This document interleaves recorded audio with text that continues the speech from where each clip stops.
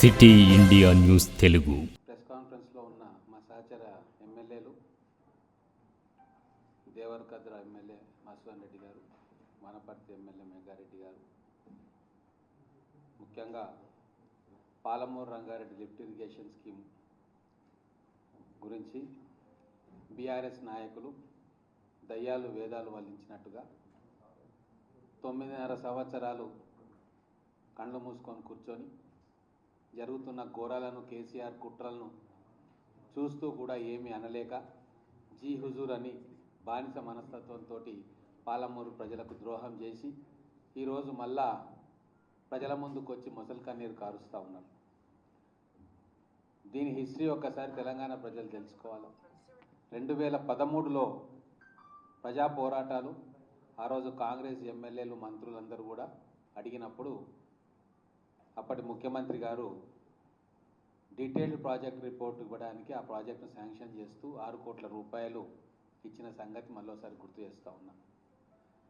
2013లో sanction ఇచ్చిన project BRS ప్రభుత్వం వచ్చిన తర్వాత కుట్రతోటి కేసీఆర్ కేవలం కాసుల కక్కుర్త, లేకుంటే అప్పుడున్న సీమాంధ్ర ప్రభుత్వం ఒత్తిడా, జూరాల నుంచి శ్రీశైలం బ్యాక్ వాటర్స్ తీసుకొచ్చి 2015లో మళ్ళీ జీవో ఇచ్చిన డిపిఆర్ కోసం.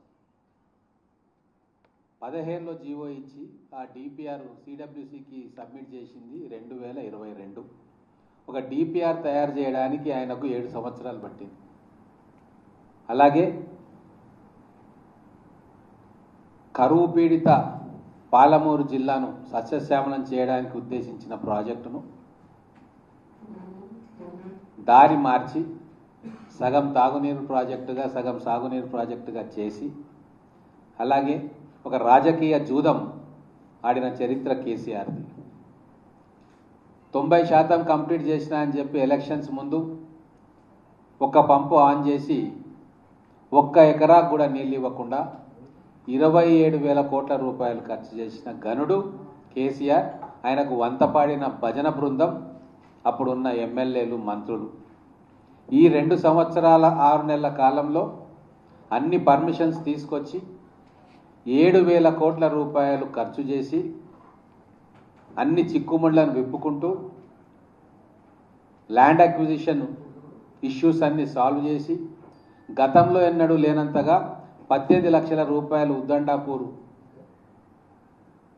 ఫుల్లీ డిస్ప్లేస్డ్ ఫ్యామిలీస్కి ఇస్తూ అన్ని ఆటంకాలను పక్కకు పెట్టి వడివడిగా ప్రాజెక్టులను పూర్తి చేయాలని సంకల్పంతో డిసెంబర్ 2027 అనే లక్ష్యాన్ని ముందల పెట్టుకొని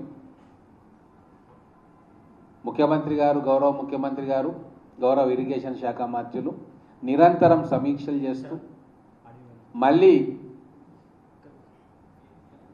ల్యాండ్ అక్విజిషన్ కోసం లంప్సమ్గా ఒక 6,000 కోట్ల రూపాయలు కేటాయించుకొని భవిష్యత్తులో ఎక్కడ ఇబ్బంది కలగకుండా ఒక కాంప్రిహెన్సివ్ రూట్ మ్యాప్ని తయారు చేసుకున్న విషయం ఈరోజు తెలంగాణ ప్రజలు మళ్ళీ ఒకసారి గమనంలో ఉంచుకోవాలి. బీఆర్ఎస్ నాయకులు ఉనికి కోసం చేస్తున్న పాదయాత్రలు కావచ్చు, మోకాలి యాత్రలు కావచ్చు, మొసలి కన్నీళ్లు కావచ్చు, పాలమూరు ప్రజలు నమ్మరు. ఈరోజు పాలమూరు బిడ్డ ముఖ్యమంత్రిగా ఉన్నాడు. మహబూబ్ నగర్ జిల్లాకు 1,000 కోట్ల రూపాయలు కేటాయించి ఇరిగేషన్, ఎడ్యుకేషన్, ఇన్ఫ్రాస్ట్రక్చర్ అనే 3 పునాదుల మీద తెలంగాణను అభివృద్ధి చేయాలని, పాలమూరును అభివృద్ధి చేయాలని చెప్పి కంకణం కట్టుకున్న పాలమూరు బిడ్డ రేవంత్ రెడ్డి గారి ఆధ్వర్యంలో అన్ని ప్రాజెక్టులు పూర్తయితాయి. పాలమూరు సస్యశ్యామలమవుతుంది. ప్రతి ఎకరాకు సాగునీరు అందుతుంది.